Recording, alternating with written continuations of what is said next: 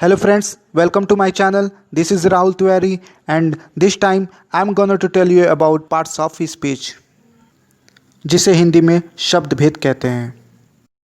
The words that we write or say can be divided into 8 parts are called parts of speech. जिन शब्दों को हम लिखते हैं या बोलते हैं वो 8 भागों में बांटा गया है जिन्हें शब्द भेद कहते हैं. The 8 parts of speech are noun, pronoun, adjective, verb, adverb, preposition, conjunction, interjection. These are parts of speech. Let me tell you with easily way. Words that are used in any sentence, they have a special work or role.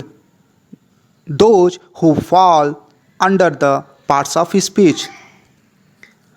किसी भी वाक्य में प्रयोग होने वाले शब्दों का एक विशेष कार्य होता है, उनका एक रोल होता है जो इन्हीं पार्ट्स ऑफ स्पीच यानी शब्द भेद के अंतर्गत आते हैं. Let's discuss them. First, noun, संज्ञा. A noun is the name of person, animal, place or thing is called noun.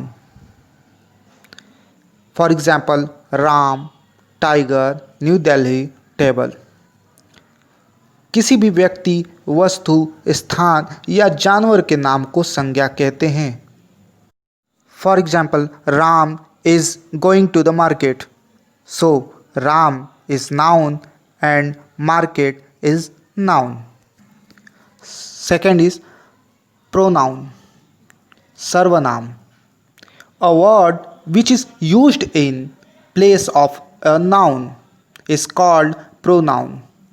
For example, I, he, she, it, his, her, our, your, we, this, that, their, them, etc. संज्ञा के स्थान पर प्रयोग होने वाले शब्द को सर्वनाम कहते हैं. जैसे मैं, तुम, उसका, इसका, हमारा, तुम्हारा, यह, वह. Radha is not well. She went to visit the doctor. So Radha is girl, so she is used instead of noun, which is pronoun. Radha ठीक नहीं है, वह डॉक्टर के पास गई है. अब इसमें एक बार जो है राधा का नाम ले लिया, फिर दोबारा राधा का नाम नहीं यूज़ करना पड़ेगा. उसकी जगह पर वह यानी शी का यूज़ करना पड़ेगा जो कि वो नाम के स्थान पर प्रयोग हुआ है. तो शी क्या हुआ? प्रोनाउन हुआ. थर्ड, एडजेक्टिव, विशेषण. A word which is used to describe a noun और अ प्रोनाउन. वह शब्द जो किसी संज्ञा या सर्वनाम को डिस्क्राइब करता है, वर्णन करता है या फिर उसकी विशेषता बताता है, उसे जो है विशेषण कहते हैं. For example, five, some, tall, which, intelligent. Adjective can be defined as quality like intelligent, beautiful.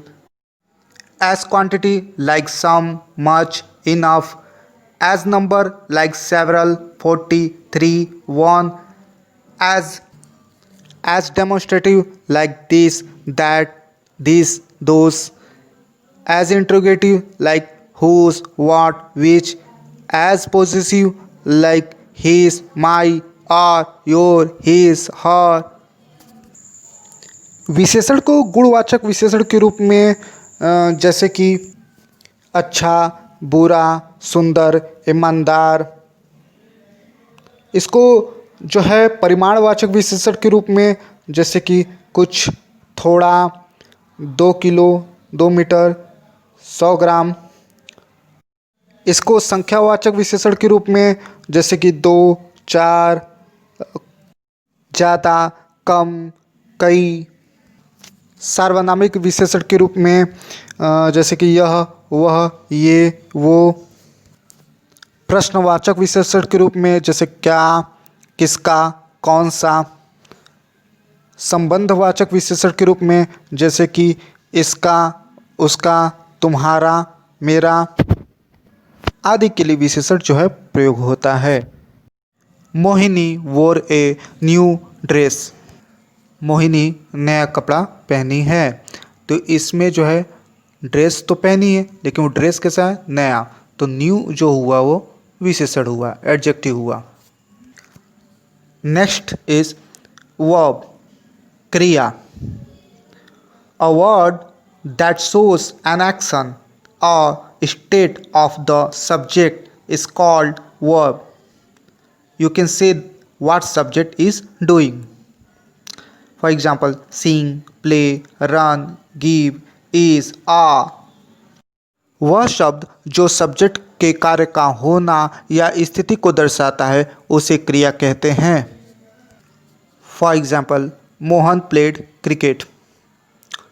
तो इसमें जो है प्लेड जो है वो वर्ब है, क्रिया है। नेक्स्ट में Sheela is a brilliant girl. तो इसमें जो है शीला है क्या, उसकी स्थिति क्या है, शीला जो है वो ब्रिलियंट है। अब इसमें शीला जो है वो ब्रिलियंट है, जो तेज होने की स्थिति दर्शा रहा है। और मोहन क्रिकेट खेला जो है तो उसमें जो है खेलने के कार्य को दर्शा रहा है, इसलिए वह क्रिया हुआ। नेक्स्ट एडवर्ब, क्रिया विशेषण। A word that tells more about a verb an adjective or another adverb. Examples are slowly, quickly, softly, generally. जो किसी क्रिया विशेषण या दूसरे क्रिया विशेषण के विशेषता बताता है या उनके बारे में और अधिक जानकारी देता है उसे क्रिया विशेषण कहते हैं। Sneha spoke very softly. So Sneha बहुत ही सॉफ्टली बात की।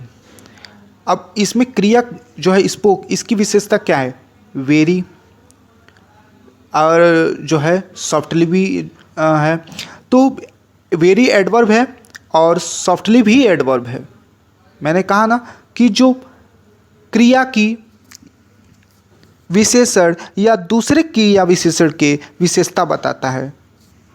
इस सेंटेंस में स्नेहा ने सॉफ्टली बात की लेकिन बहुत ही सॉफ्टली, तो सॉफ्टली का भी वेरी लग गया तो उसकी भी क्रिया विशेषण हो गया। एक एग्जांपल और बताता हूँ। प्रिया हैज़ वेरी लॉन्ग हेयर। अब इसमें प्रिया का तो लंबा बाल है, अब लंबा जो है वो विशेषण हो गया, ठीक है, लेकिन कितना, बहुत लंबा है। तो इसमें विशेषण की विशेषता बता रहा है बहुत, यानी वेरी। तो यानी वेरी क्या हुआ, आपका एडवर्ब हुआ। नेक्स्ट है प्रीपोजिशन, जिसको संबंध सूचक अवयव बोलते हैं।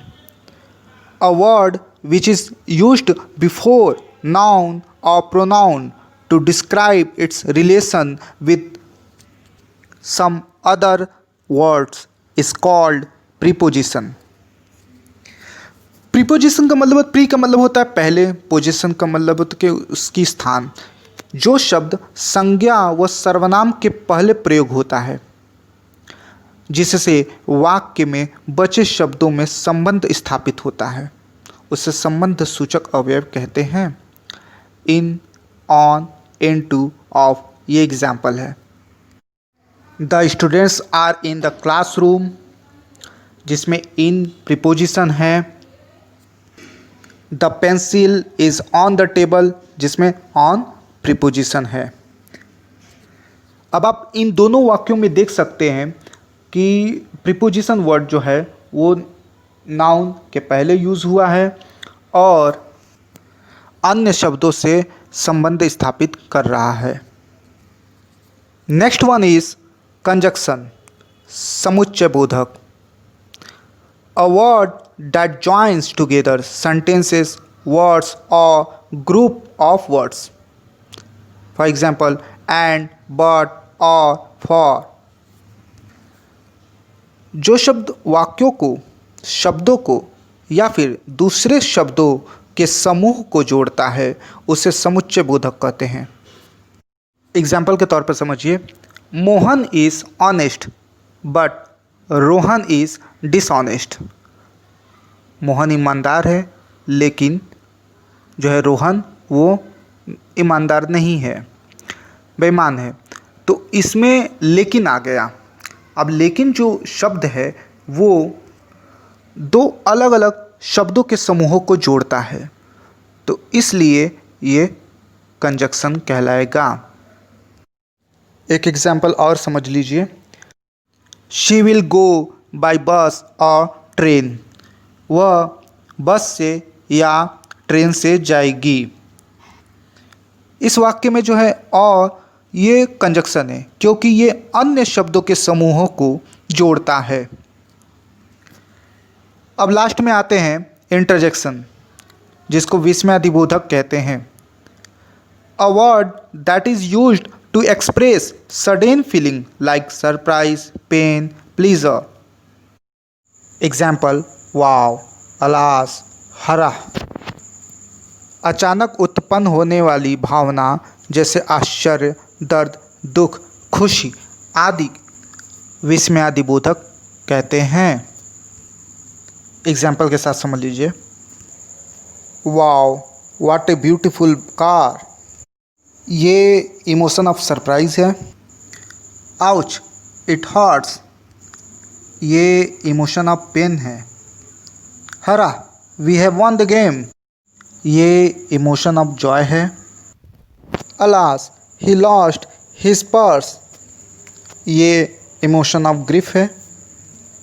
अब निश्चय रूप से आप जो है सरप्राइज, पेन, प्लीज़र और ग्रीफ के साथ जो है सडन फीलिंग को समझ पाए होंगे। I hope that you guys have understood this video of mine and liked it too.